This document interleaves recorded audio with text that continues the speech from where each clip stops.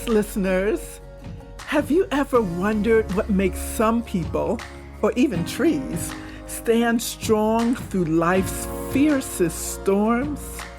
I recently read about the massive oak trees in New Orleans that endured Hurricane Katrina. Out of nearly 700 oaks lining St. Charles Avenue, only 4 were lost. Think about that.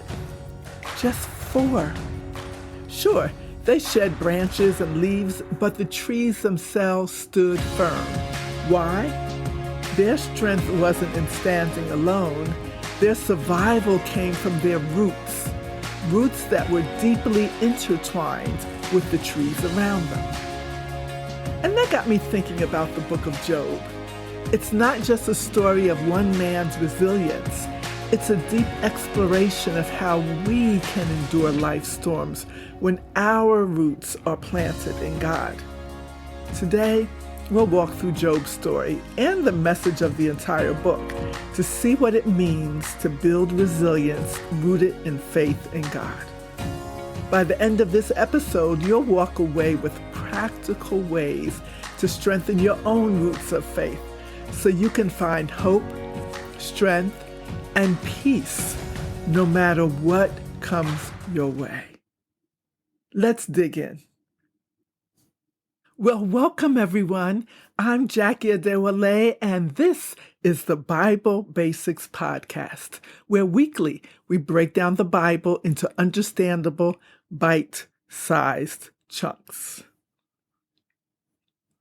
We're going to cover 3 sections in this episode. Stay tuned to the end to see how all of this can benefit you. First, how the book is structured. Second, we'll look at the details of the story of Job. And we'll end up with what we can learn from Job about standing firm on your faith and being resilient. Let's start with structure. The book of Job is divided into 3 distinct sections. It begins with chapter 1 and 2 with an introduction that sets the stage, blending earthly events with heavenly interactions. This is written in prose, the ordinary language we use when writing or speaking. Similarly, it concludes with a prose ending that ties the story together and provides closure. Between these, the main part of the book unfolds, a lengthy 34-chapter poetic dialogue where Job and his friends wrestle with the meaning of his suffering, culminating in the powerful moment when Job hears God's voice. The use of poetry in this central section is significant. Poetry allows for deep emotional expression and vivid imagery, drawing readers into the raw pain, intense debates, and profound reflections on God's nature and human suffering. It invites us not just to read, but to feel the depth of Job's anguish and the weight of his questions. Let's dive a little deeper into this remarkable story. Imagine a man who seems to have it all together, Job. He's not just a good man, he's an exceptional one, known for his integrity and deep faith in God. The first verse in Job describes him as blameless and upright. He feared God and shunned evil. He has a thriving family, great wealth, and a reputation as, quote, the greatest man among all the people of the East, unquote, according to chapter 1, verse 3. But Job's story takes an unexpected turn when an unseen heavenly conversation changes everything. In the opening of the story, Satan appears before God, questioning Job's loyalty. He suggests that Job is only faithful because life is easy for him. In response, God allows Satan to test Job's faith, setting the stage for one of the Bible's most powerful stories of faith. What follows is devastating. In a series of calamities, Job loses everything: his 10 children, his wealth, and even his health. He's left sitting in ashes, covered in painful sores. And as if that wasn't enough, his wife, overcome with grief, tells him to give up. Quote, "Are you still maintaining your integrity? Curse God and die." Unquote. But Job refuses. In the face of unimaginable suffering, he clings to his faith. He asks her, "Shall we accept good from God and not trouble?" That section ends with this point, demonstrating Job's faith. Quote, "In all this, Job did not sin in what he said." Unquote. When Job's friends, Eliphaz, Bildad, and Zophar, arrive to comfort him, they sit in silence for a whole week, a testament to the weight of his pain. That's what we refer to as the ministry of presence. But when they finally speak, their conversations test Job's resilience even further, adding anguish upon anguish. His friends argued that his suffering must be a punishment for sin, pressing Job to confess something he hadn't done. Job, however, stood firm. He insisted on his innocence and refused to let go of his belief in God's justice, even as he cries out in pain. These discussions with his friends are lengthy and emotional, circling around the mystery of why bad things happen to one who is known for his integrity and faithfulness. Chapter 32 introduces another friend, a much younger man named Elihu. He stepped in, claiming to offer a new perspective. He says, God uses suffering not necessarily as punishment, but to teach, refine, or warn people. But he comes back to the same old theology of retribution argued by the three friends, that Job suffers because he sinned. And then the moment of truth comes. Job receives his awaited audience with God. This section, chapter 38 through 41, contains God's two speeches in which God begins by speaking to Job, not with answers, but with a whirlwind of rhetorical questions totaling 67 on the mysteries of creation, including the sky, earth, animals, and birds. God challenges Job, pointing to his power and wisdom as creator. God's questions serve to emphasize human limitations in understanding the complexities of the universe God created. Job is humbled, but not defeated. Instead, he finds peace in trusting God's wisdom, even when life didn't make sense. In the final section, that's chapter 42, verses 1 through 16, following on God's speeches, Job has nothing to counter and simply repents. In this epilogue, God denounced Job's friends, except Elihu, and affirmed how Job spoke the truth about him. The story ends with Job's resilience rewarded. God restored his health, doubled his wealth, and blessed him with more children. The real victory isn't in what Job gets back. It's in the way his faith, like those oak trees in New Orleans, survived the storm. Even in the depth of his suffering, Job continued to have faith in God. Now, in this third section, let's bring Job's story into our lives today.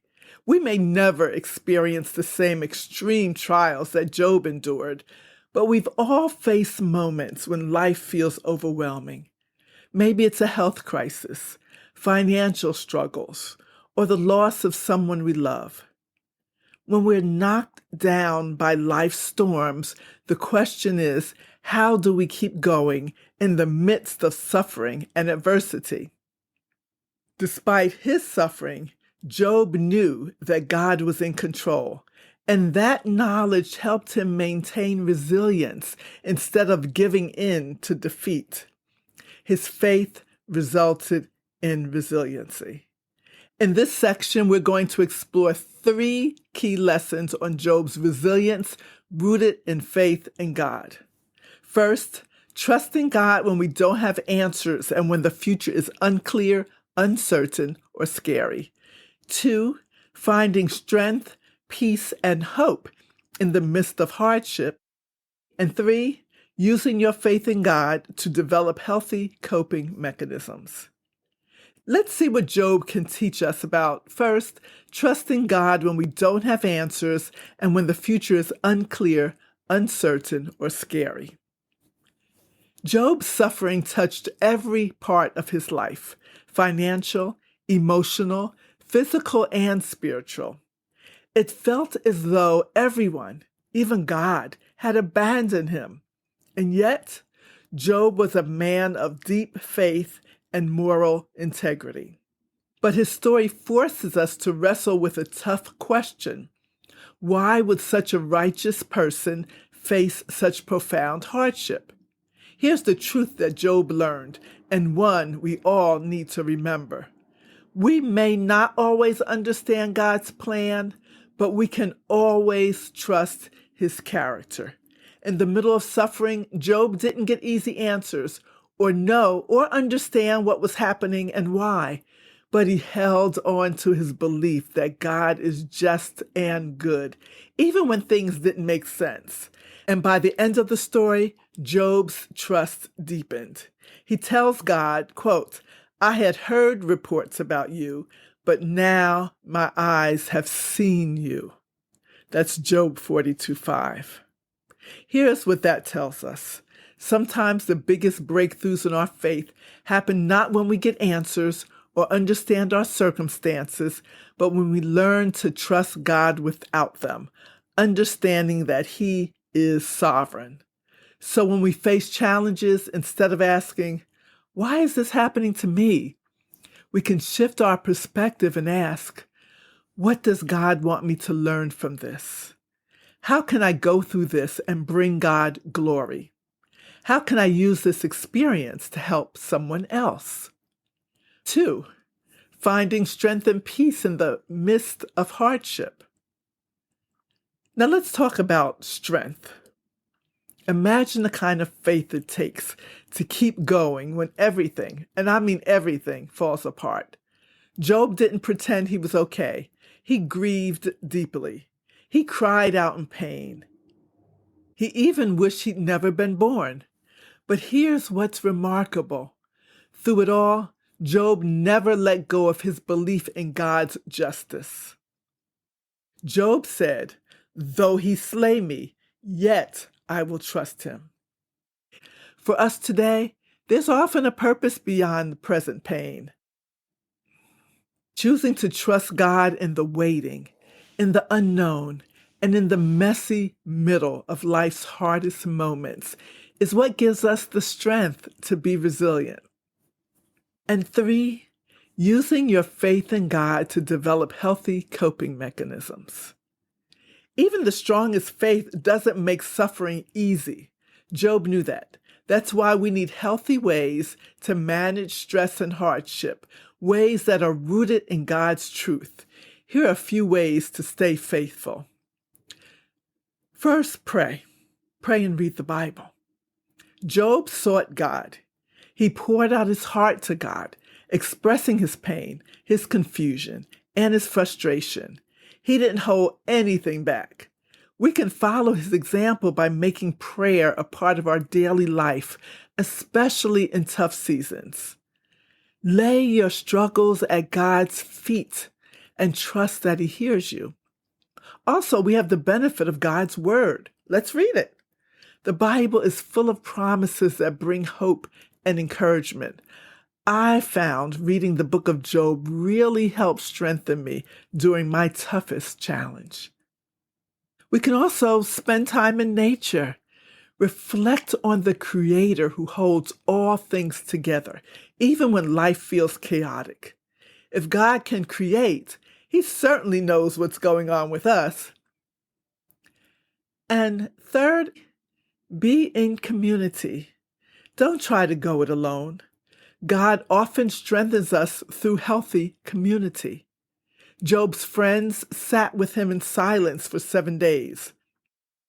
Then, in conversation, they didn't always get it right, but their presence reminds us that we're meant to walk through life's storms together. So, in closing, what can we take away from Job's story? 1, resilience is only possible with faith, with us anchoring our trust in God's unchanging character, even when we suffer. 2, choose to trust God in the waiting, in the unknown, and in the messy middle of life's hardest moments. That's what gives us the strength to be resilient. And 3, develop and implement healthy, God-centered ways to cope with stress and hardship. But there's something more.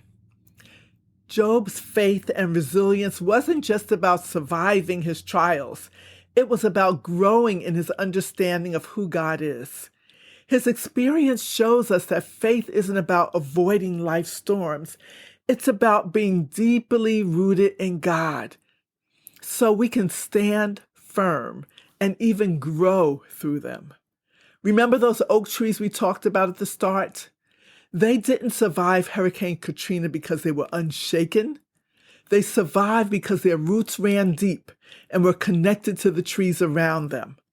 They stood together, and they continue to grow. The same is true for us. When our faith in God is deeply rooted and we stay connected to others who encourage us in our faith, we can endure life's hardest storms.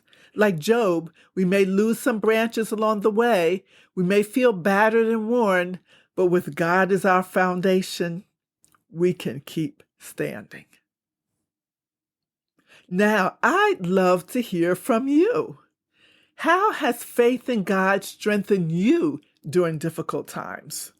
What practices have helped you stay rooted in your faith when life felt overwhelming? Share your story in the comments. Your experience could be exactly what someone else needs to hear today. And if this episode encouraged you, share it with someone who might need a reminder of God's sovereignty and faithfulness. And as always, keep reading, keep seeking, and keep growing in your faith. So that we spread God's word further, please share, like, follow, comment, and subscribe.